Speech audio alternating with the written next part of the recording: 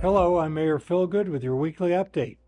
Stage 1 fire restrictions have been put into place by the City of Prescott, Central Arizona Fire and Medical Authority, also known as CAFMA, Yavapai County, and the Prescott National Forest. Stage 1 fire restrictions include no residential burn permits to be issued, use of model rockets is prohibited, use of fireworks and other pyrotechnic displays are prohibited except upon approval of a pyrotechnics permit. No smoking outside of vehicles, residential yards, or designated smoking areas, and no outdoor use of firearms. Cooking, warming, or campfires that are ash or ember producing are allowed only at approved single and multi-family residential properties and local parks, but must be attended at all times. These restrictions will remain in effect until weather conditions improve throughout the area, justifying their safe removal. Please have a safe summer and visit the Prescott Fire Department website for further information.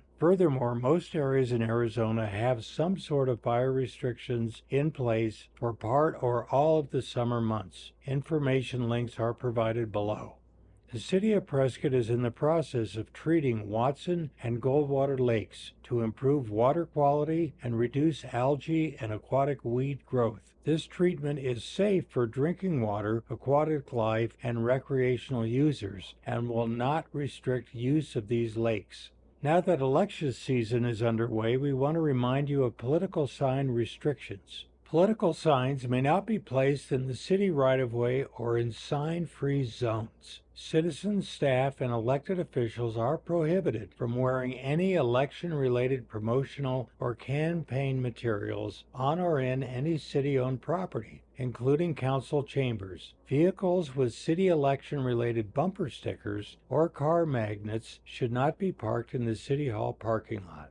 In addition, according to Arizona state law, it is a Class 2 misdemeanor to knowingly remove, alter, deface, or cover any political sign, including signs for candidates, ballot measures, ballot questions, or ballot issues. Class 2 misdemeanors are punishable by up to 4 months in jail and a $750 fine.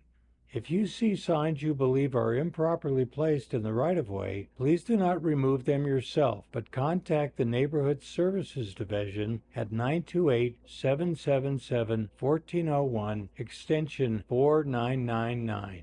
The City of Prescott has received the first payment of $548,873.89 in a series of settlement agreements related to PFAS chemical contamination in city wells. This payment represents a partial payment in the settlement with 3M. Settlement payments will be made in 10 separate installments through 2033. Additional settlements have been reached with DuPont, Tyco, and BASF, with payments expected from these parties in the near future. Many questions have been asked about this settlement, and we want to let you know that the money is being used to offset our continuing costs for mitigation of PFAS in our water supply. Settlement monies will not be added to the general fund. Rather, they will be used for the design of a plan for a PFAS long-term treatment system. Prescott had one single well that was determined to be out of compliance with the new EPA standard for PFAS, which was set in 2024. That well was taken offline, bringing the Prescott water system into full compliance. Please be aware that the EPA has only regulated 2 types of PFAS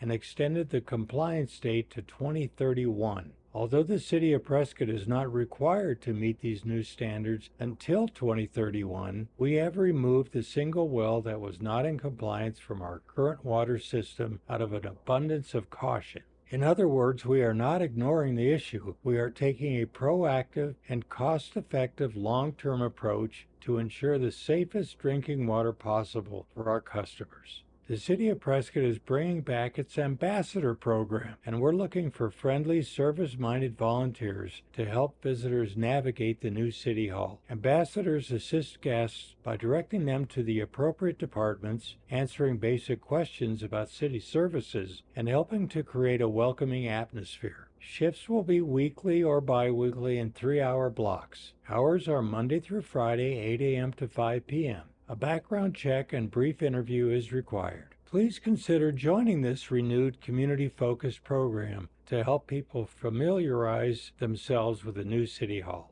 I want to remind you that the fiscal year 2026 City Manager proposed budget is now available for public review. The budget can be accessed on the new OpenGov platform, which offers a user-friendly interface that navigates like a web page.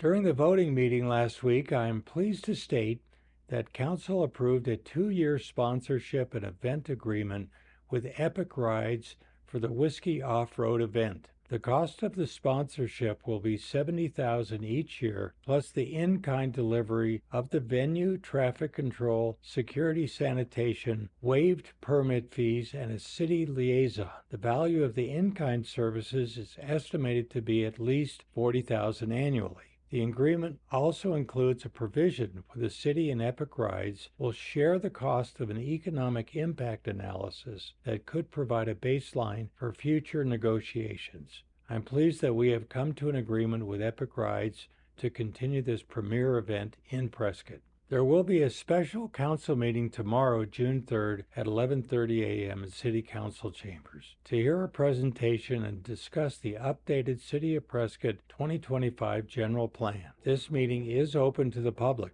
In other city meetings this week, there's a council subcommittee on water issues meeting at 9:30 a.m. tomorrow, Tuesday, June 3rd, in the council chambers. The Mayor's Veterans Commission meets at Grace Sparks Activity Center on Gurley Street Wednesday, June 4th at 9 a.m. The Community Development Block Grant Citizens Advisory Committee will meet Thursday, June 5th at 11 a.m. in the council chambers. I'm Mayor Philgood, and I'll update you again next week. Thanks for watching.